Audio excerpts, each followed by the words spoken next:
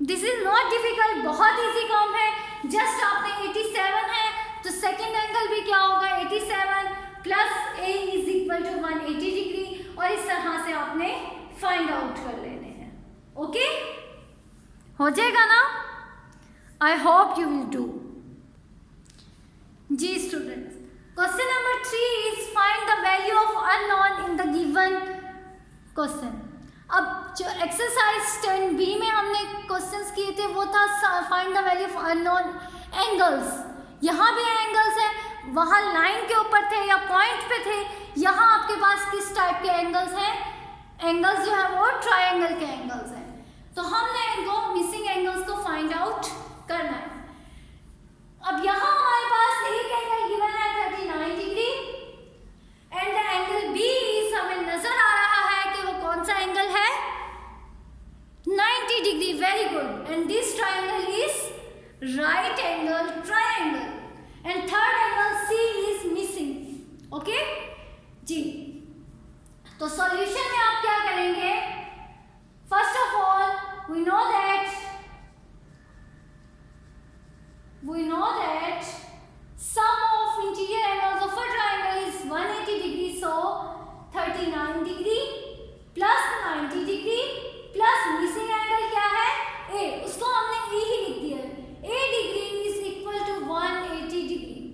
okay, 39 degree plus 90 degree plus a degree is equal to 180 degree. अब आपने 90 और 39 को ऐड करना है तो क्या आएगा आपके पास 129 degree plus a degree is equal to 180 degree. ऐसे ही है ना? And to find the value of a subtract 129 from 180। ऐसे ही है,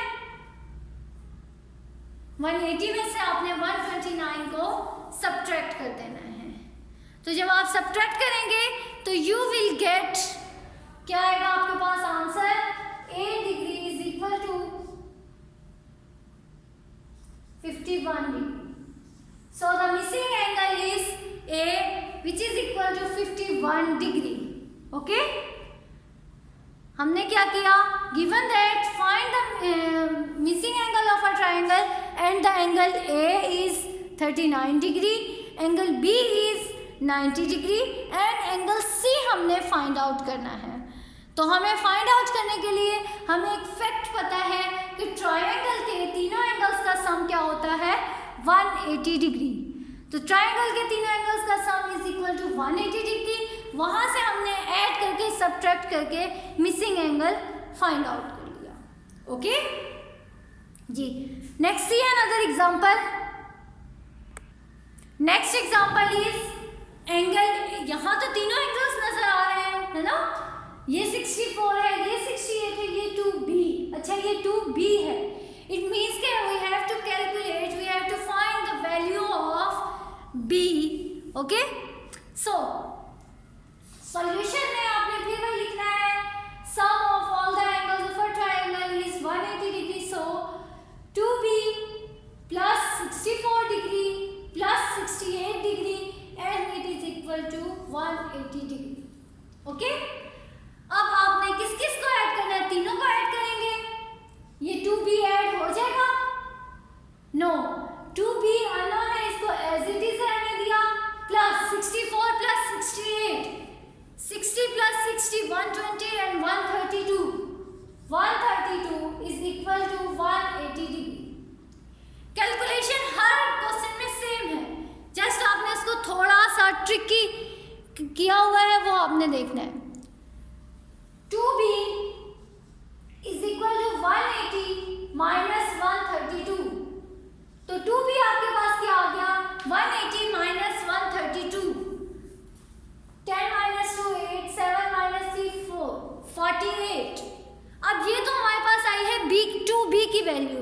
हमें किसकी वैल्यू कैलकुलेट करनी है? B की।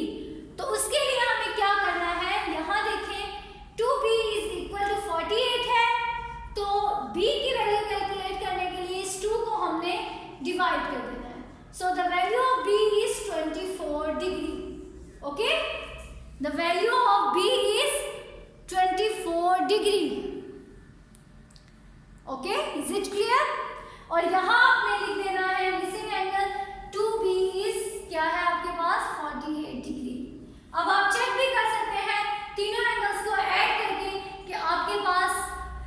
180 आता है या नहीं? अगर आता है तो इट मीन्स कि आपने ठीक किया है, आपका आंसर बिल्कुल ठीक है। ओके जी, this is another example. Here one angle is 3C, second is 4C and the third is 40।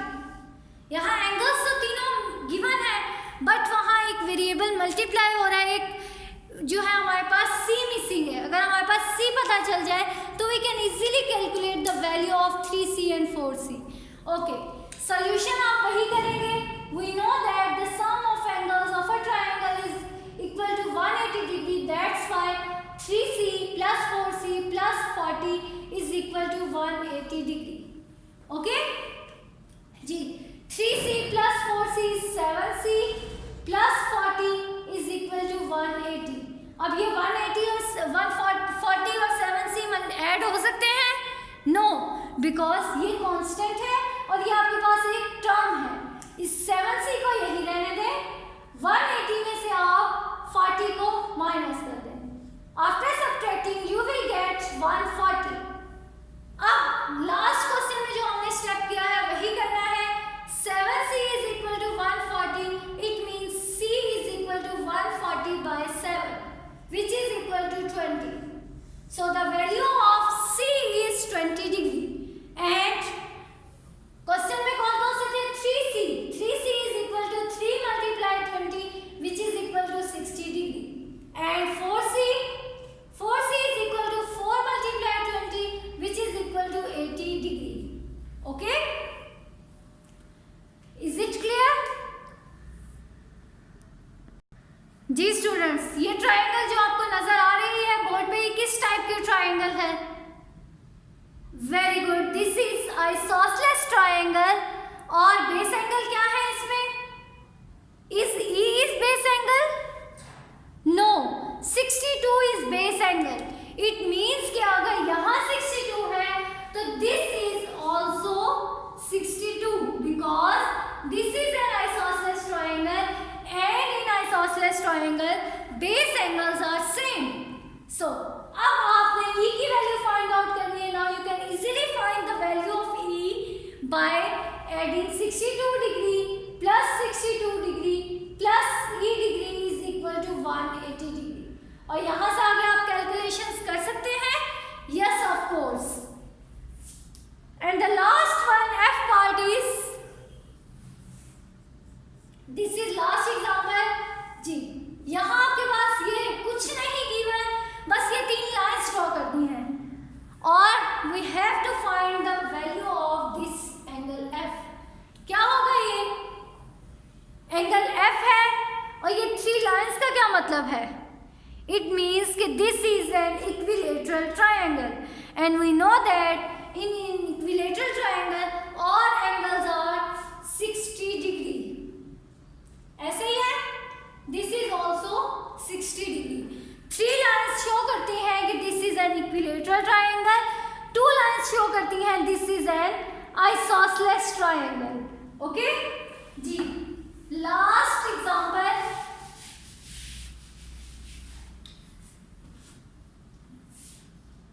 This is a triangle, ठीक है। ट्रायंगल मेरी जरा डिफरेंट हो जाएगी। D degree plus 4D degree and plus 3D degree. अच्छा, अब यहाँ तो हमें क्या करना है? कुछ भी नहीं गिवन, हमें किसकी वैल्यू फाइंड आउट करनी है? D की। सॉल्यूशन आप किस तरह से लिखेंगे? We know that D degree plus 4D plus 3D is equal to 180 degree. इनको ऐड करें, 4 प्लस 4 क्या होगा?